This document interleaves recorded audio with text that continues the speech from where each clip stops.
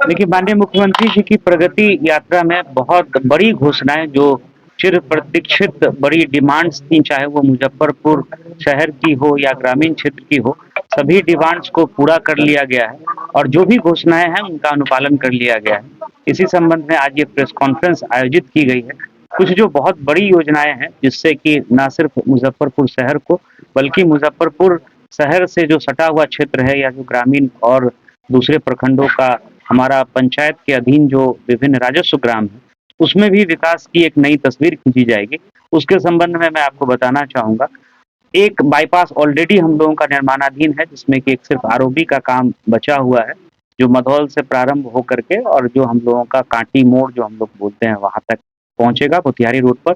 इसके अतिरिक्त ring road का स्वरूप लेने के लिए ईस्टर्न बाईपास की घोषणा माननीय मुख्यमंत्री जी ने की थी।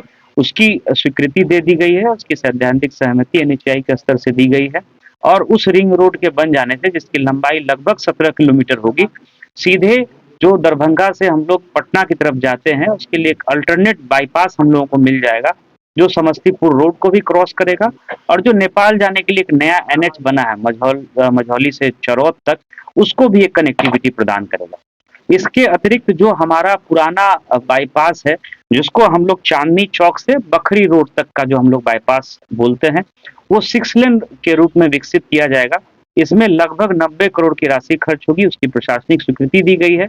इसमें 4.5 किलोमीटर नाले का भी निर्माण होगा, जो बाजार समिति के आसपास हम लोग देखते थे कि जल जमाव होता था, तो उसकी समस्या का निराकरण हो जाएगा और उस 6 लेन रोड के दोनों तरफ 2.5-2.5 मीटर का कुल 5 मीटर की चौड़ाई में दोनों तरफ जो है हम लोग फुटपाथ के रूप में डेवलप करेंगे, जहां वेंडर्स को वेंडिंग के लिए अलाउ किया जाएगा। तो ये एक बड़ी स्कीम है। इसके अलावा जो दो महत्वपूर्ण आरओबी है, जिसकी माननीय मुख्यमंत्री जी ने घोषणा की थी, गोबरसही और रामदयालु नगर पर, दोनों आरओबी की प्रशासनिक स्वीकृति मिल गई है। एक की लागत 248 करोड़ है और दूसरी आरओबी जो गोबरसही में बनेगी, उसकी लागत 167 करोड़ है। सभा से मरीचा तक जो दो महत्वपूर्ण एनएच को जोड़ता है, आरडब्ल्यूडी जो ग्रामीण कार्य विभाग है, वो 30 करोड़ की लागत से इस पथ का निर्माण करेगा। इसके अलावा जो हम लोगों का चंदवारा पुल है, जो पुल बन करके बहुत दिनों से पड़ा हुआ था, जिसके अप्रोच रोड का निर्माण होना है, इसको हम लोगों ने फेज 1 और फेज 2 में डिवाइड किया है। फेज 1 में जो एग्जिस्टिंग रोड है, चाहे वो नगर निगम का हो या ग्रामीण कार्य विभाग की सड़क हो, उसको चौड़ीकरण करके बांध रोड का उपयोग करके पूरा हम लोग जो है प्रयास करेंगे कि अप्रैल के अंत तक, इसमें टेंडर भी हो गया है, हम लोग इसको शुरू करवा दें। इसमें 98 करोड़ की लगभग लागत आएगी, प्रशासनिक स्वीकृति 98.72 करोड़ की मिली। फेज 2 हम लोगों ने डेवलप किया है। इस पुल की बेहतर उपयोगिता तब हो पाएगी जब इसको हम लोग जो 4 लेन रोड है हमारा दरभंगा का, उसमें हम लोग कनेक्ट कर दें। तो फेज 2 का लैंड एक्विजिशन के साथ हम लोगों ने प्रस्ताव तैयार किया था। 120 करोड़ का ये प्रस्ताव था, इसकी भी प्रशासनिक स्वीकृति मिल गई है। तो 218 करोड़ की लागत से जो चंदवारा पुल है, उसकी पूरी कनेक्टिविटी फेज 1 और फेज 2 में, और जैसा मैंने आपको बताया, फेज 1 की पे जो है वाहनों का परिचालन हम लोग अप्रैल महीने के अंत तक प्रारंभ कर देंगे।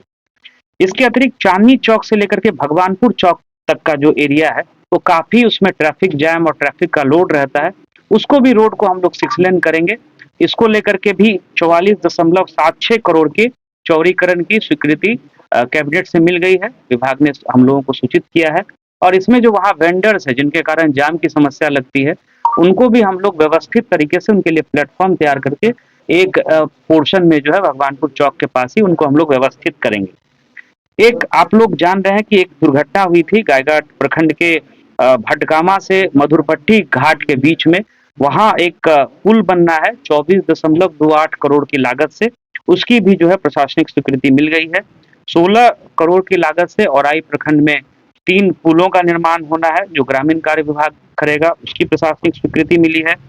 बंदरा प्रखंड अंतर्गत बरगांव से शंकरपुर पथ है, इसमें 11.61 करोड़ राशि खर्च होगी, इसकी भी स्वीकृति मिल गई है। और 10वीं और जो अंतिम महत्वपूर्ण माननीय मुख्यमंत्री जी की घोषणा थी कि बैरिया बस स्टैंड का नाम जो है अमर शहीद बैकुंठ शुक्ल जी के नाम पे किया जाए, इसकी भी घोषणा के बाद जो है स्वीकृति विभाग से मिल गई है। तो ये बड़ी योजनाएं हैं जिनके धरातल पर उतरने से ना सिर्फ शहर का बल्कि शहर के आसपास के एरिया का और ग्रामीण क्षेत्र का भी जो है बेहतर विकास हो पाएगा और बेहतर तरीके से जो है लोगों को चाहे वो आवागमन की सुविधा हो या जो बिज़नेस के लिए जब नया बाईपास बनता है या नया जब कोई रास्ता बनता है, तो हम लोग देखते हैं कि उसके आस-पास का जो फ्रिंज का जो लैंड की चाहे वैल्यू हो या जो इंफ्रास्ट्रक्चर हो, उसी तरह से तेज़ गति से बढ़ता है। तो हम लोग ये मान कर के चल रहे हैं कि ये नया एक इकोनॉमिक कॉरिडोर बनेगा, जो माननीय मुख्यमंत्री जी की घोषणाएँ हैं, उनको हम लोग अक्षरशः ज़मीन पे उतारने के लिए सारे विभाग के सारे पदाधिकारी लगे हुए हैं और उस दिशा में जो भी मदद जिला प्रशासन की तरफ से संबंधित विभागों को होगा, उसको हम लोग तत्परता से पूरा करेंगे और ज़मीन पे हम लोग इसलिए टेंडर की प्रक्रिया कब से होगी? जैसा जैसा मैंने आपको बताया कि जो चंदवारा का है फेज 1 वो टेंडर ऑलरेडी फ्लोट कर दिया गया है और वो इस वीक में फाइनल भी हो जाएगा। अप्रैल तक हम लोग फेज 1 में परिचालन भी प्रारंभ कर देंगे। एडमिनिस्ट्रेटिव अप्रूवल के बाद जो चिट्ठी निकलती है वो लेटर नंबर के साथ सूचित है। वो भी सारे विभाग के अभियंताओं को मिल गया है।